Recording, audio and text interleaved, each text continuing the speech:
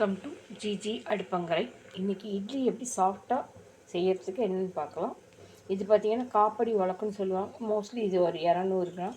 இதில் 8 உலக்கு அரிசி எடுத்திருக்கேன். இதில் 8 உலக்கு அரிசி எடுத்திங்கன்னா ஒரு உலக்கு இதில் உளுந்து போடணும். 8 உலக்கு அரிசிக்கு ஒரு உலக்கு உளுந்து, கொஞ்சமாக வெந்தயம் போட்டு நல்லா 4 மணி நேரம் இல்லை 5 மணி நேரம் கூட நல்லா ஊற வைங்க. ஊற வச்சு ஆட்டி எடுங்க. ஒரு உலக்கு உளுந்துக்கு இவ்வளவு வெந்தயம் போட்டிங்கன்னா போதும். போட்டு இதை நல்லா ஒரு 5 மணி நேரத்துக்கு ஊற வைங்க. ஊற வச்சு 5 மணி நேரத்துக்கு அப்புறம் ஆட்டினீங்கன்னா மாவு நல்லா உளுந்து நல்லா பொது நல்லா காணும்.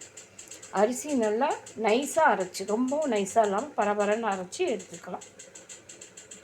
வாங்க எப்படி செய்யணும் பார்க்கலாம். உளுந்து நல்லா பொதுன்னு வர மாதிரி நல்லா இந்த மாதிரி ஆட்டி எடுத்துக்கோங்க.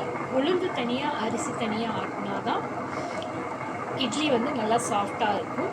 நல்லா உளுந்து நல்லா அப்படியே மெதுன்னு அப்படியே பொந்தாக வரும். அந்த மாதிரி வர ஆட்டி எடுக்கும். ரெண்டையும் அரிசி உளுந்தையும் ஆட்டி ரெண்டையும் நல்லா கலந்து ஒரு கொஞ்ச நேரம் வெளியில் வச்சுட்டு அப்புறமா எடுத்து ஃப்ரிட்ஜுக்குள்ளே வைங்க. ரொம்ப புளிக்க விட்டிங்கன்னா இட்லி வந்து புளிப்பாக இருந்தால் நல்லா இருக்காது. உளுந்து அரிசி நல்லா ஆட்டி ஒரு 4 மணி நேரம் வெளியில் வைங்க. மாவு கொஞ்சம் புளிக்கட்டும். அதுக்கப்புறம் ஃப்ரிட்ஜில் வச்சுட்டு வேணுங்கும்போது கொஞ்சம் மாவாக எடுத்து அதுக்கு தேவையான உப்பு கலந்து சுட்டிங்கன்னா இட்லி இந்த மாதிரி நல்லா சாஃப்டாக இருக்கும். இவங்க சாஃப்டாக